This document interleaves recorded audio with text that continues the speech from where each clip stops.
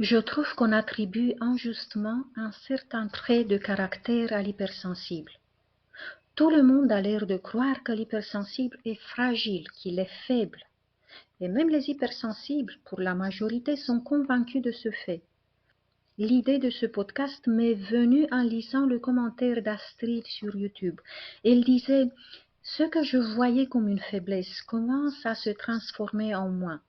Et Marilyn parlait aussi dans un autre commentaire sur Facebook d'une petite fragilité bien cachée de l'hypersensible. Le HS a presque honte de montrer sa sensibilité. Il se sent même coupable d'être comme il est. Il peut même se détester pour cela, car il croit que c'est la raison pour laquelle il n'arrive pas à trouver un terrain d'entente entre lui et les autres. Il croit qu'il est le responsable de son mal-être qu'il ressent depuis toujours peut-être. Et si vous pensiez un instant, qu'est-ce que vous croyez de vous-même? Comment vous vous définissez-vous? Si vous avez une piètre image de vous-même, si vous trouvez que vous êtes faible par rapport aux autres, restez avec moi, j'ai besoin de quelques minutes pour démolir cette théorie aberrante. Bonjour à tous, c'est Claudia Stéphane, hypnopraticienne spécialisée dans la thérapie pour les hypersensibles et les surdoués. Bienvenue à tous sur ma chaîne. Je tiens d'abord à remercier à tous ceux qui likent mes vidéos, qui les partagent et qui commentent, car ça soutient ma chaîne et la fait grandir. Merci à vous tous. Je reviens au sujet du jour, la prétendue fragilité, la prétendue faiblesse de l'hypersensible. Eh bien, les autres ne savent pas quelle force doit déployer un hypersensible pour s'adapter le plus possible à un monde souvent inhospitalier. Mais ce qui est étonnant, c'est le fait qu'il n'est pas conscient non plus de ses propres efforts. Il sent la fatigue, il se sent épuisé, mais il ne comprend pas la cause. Oui, il peut se sentir fatigué, triste et démotivé. Ce n'est pas pour autant qu'il est faible. Je vais énumérer quelques raisons qui prouvent que l'hypersensible a une force intérieure plus grande que le neurotypique, car il est souvent hors de sa zone de confort. 1. Il cache souvent sa sensibilité. Pour ne pas qu'on le ridiculise, mais aussi pour se montrer fort, le HS va retenir ses larmes lorsqu'il se sent touché, ému. Il va retenir son enthousiasme pour ne pas paraître infantile. Aussi, s'il ressent de la douleur physique ou psychologique, soit il ne dira rien, soit il va atténuer ses problèmes aux yeux de sa famille ou de son entourage. Et oui, ça demande à être fort. 2. Il va doubler ses efforts pour être un soutien pour les autres, car il ne veut pas être perçu comme un fardeau. L'hypersensible est capable donc de travailler et de faire des efforts 2 fois plus que les autres, qui prennent vite l'habitude de tirer profit. 3. Il cache souvent sa capacité à détecter la fausseté et les mensonges. Il garde son calme, il garde son équilibre, cela afin soit d'éviter les conflits, soit d'éviter de mettre mal à l'aise ou de confronter les personnes malhonnêtes. On est d'accord, il risque d'exploser à un moment donné car il n'est pas surhumain, mais ceux qui s'étonnent devant sa crise de colère ne savent pas les efforts qu'il a fait pour garder son calme si longtemps.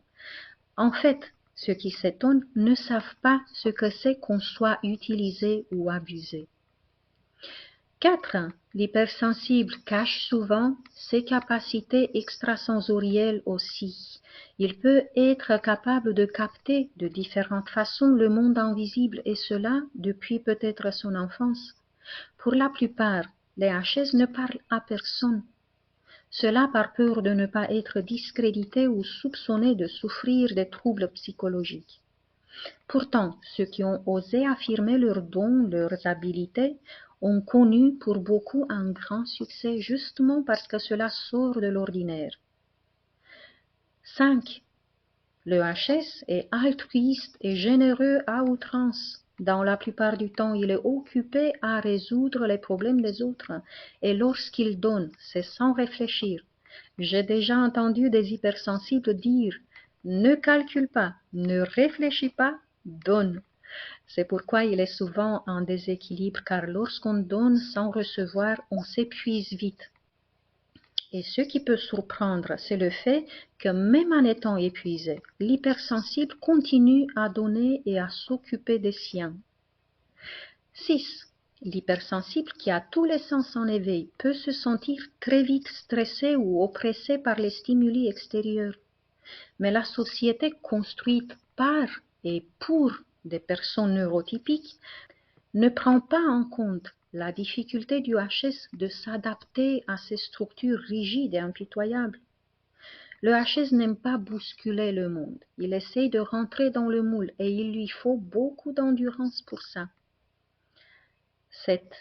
L'hypersensible est loyal, il ne supporte pas le fait de décevoir, il est donc capable de faire des sacrifices, de renoncer à ses rêves, à ses désirs et même à ses besoins pour honorer ses engagements. 8. Le HS n'aime pas déranger ni demander de l'aide.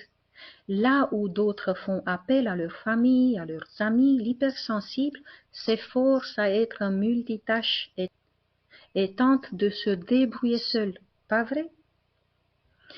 9. Il se voit obligé dans beaucoup de circonstances d'apprendre à être robotique, car être créatif et original ne plaît pas toujours. Pour ça, il doit retenir sa véritable personnalité et créer une autre qui est plus acceptée, plus agréée par la majorité.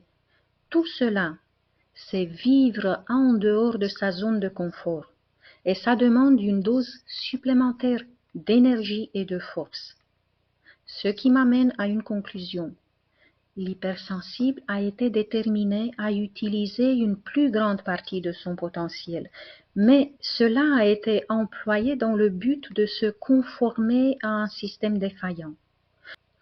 Vous demandez-vous quelle pourrait être votre vie si vous vous servirez de ce potentiel supplémentaire, disons, afin de créer, afin de prospérer, afin de construire ce qui n'existe pas? Et si les bourgeons timides commençaient enfin à fleurir? Je vous laisse y réfléchir. Jusqu'à la prochaine fois, je vous embrasse tous très fort. Prenez bien soin de vous.